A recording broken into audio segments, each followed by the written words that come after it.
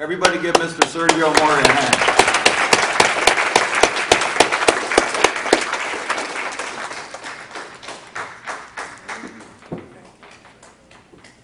Good evening. Thank you, William, for inviting me to come here to this wonderful event. The people that have spoken before me are truly inspiring. It takes a lot of courage to get up here and to talk about what you've been through and the positive changes that you've made in your life thanks to the Peaceful Solution. I'm running for the Texas State Board of Education. It's a 15-member board. The district I'm running for consists of 38 counties. It goes all the way from Zapata County to El Paso, all the way to Odessa. So I've been traveling around that state. When I first talked to William, we actually met through Facebook. He told me he was keeping up with everything I had been posting. I had the honor of receiving the endorsement of the El Paso Times, and he was congratulating me on it. And we got to talking, and I asked him about the program, about the Peaceful Solution. And he started talking to me about it, and I'm like, well, you know what, that sounds very familiar, because that's exactly what I've been saying, campaigning, while I've been out in these 38 counties. And then he started telling me a little bit more, and I said, you know what, that's exactly what I've been saying. And I said, you know what, William? Let me send you a speech I just gave yesterday to the El Paso Teachers Association, because I think you're preaching to the choir here in terms of what we're both trying to accomplish. And there was one line that he liked a lot, and that I've been saying a lot as well, and it comes from that speech that I gave.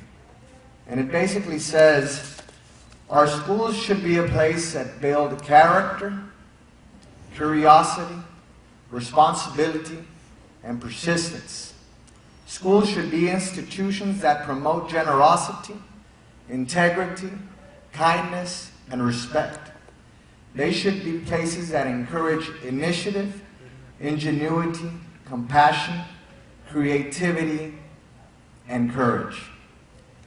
And that, I think, comes straight out of those books that are sitting over there at that table tonight. And that is what I am trying to do by going to the Texas State Board of Education. When people ask me, but you're not an educator, your background's not in education, I'm like, well, I went through the educational system, and I was blessed to have great teachers that instilled all these traits in me, and blessed to have great parents that also valued the importance of an education and the importance of all these traits that I just told you about. Unfortunately, not every child is blessed to have those opportunities. And right now in Texas, and all over the country, we are in an educational system that every day values this less and less, and cares more and more about testing our kids, about making them take these pointless, repetitive, standardized tests that take over 45 days out of the school year just preparing for them. Our kids are stressed out. Our teachers are stressed out because their jobs depend on these tests. Our principals are stressed out. Everybody is stressed out. Teachers are teaching these kids the best methods on how to raise the scores on these tests, instead of teaching character, integrity, compassion, responsibility, and all that other stuff that they should be learning.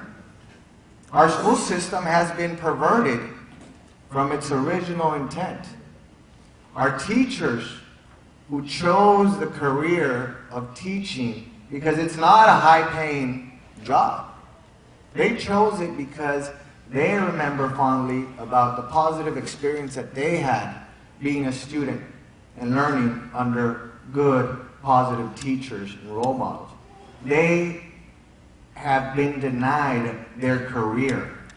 Instead of being able to use what they learned, their creativity, to reach these kids, to talk to them, to make them discover what their passions are, to be able to pick a good career where they can be happy and therefore be productive members of society, they are drilling them on how to take these tests.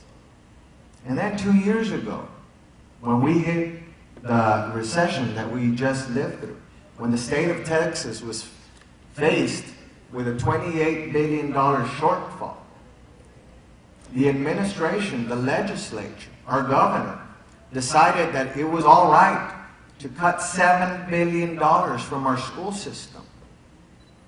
So our school system, that more and more over the last 10 years has been forced to leave the subjects that our kids need in favor of drilling for this test, all of a sudden they had to cut music, arts, PE, pre-kindergarten, all these stuff that makes our kids well-rounded and prepared for the world.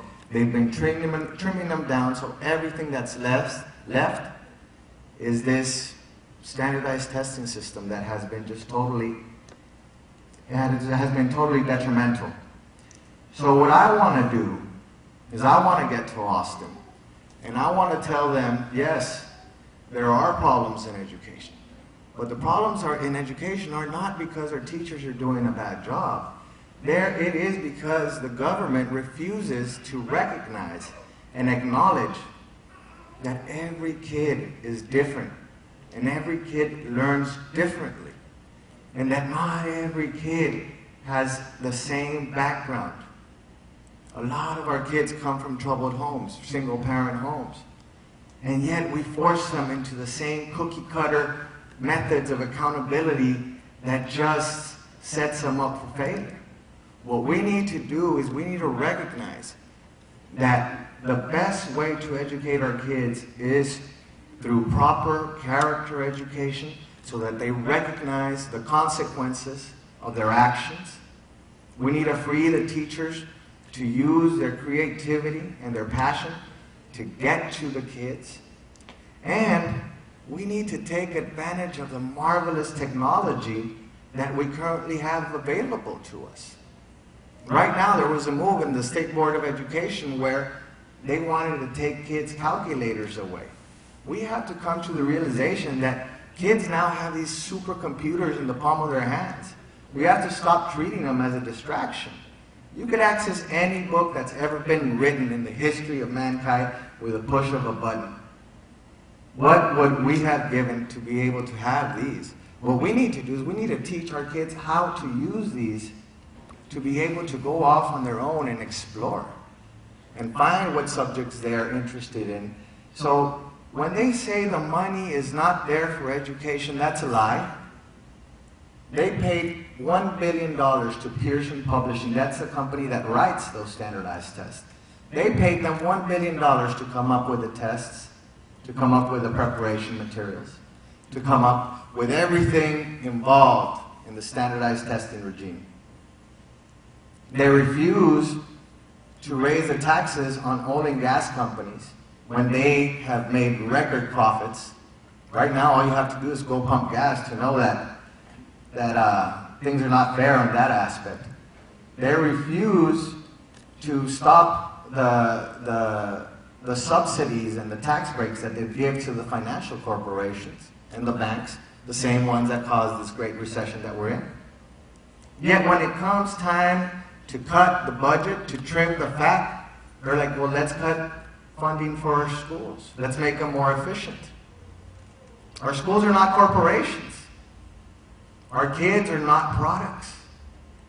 They're each special, unique individuals that have to be treated as such. So what I propose is that we get more curriculum-based what Peaceful Solutions is trying to do, building character, building responsibility. We need to free the teachers to do their job, to teach our kids. And we need to implement technology to complement the great efforts that our educators are doing. I think that's the way to fix our educational system, not more standardized testing.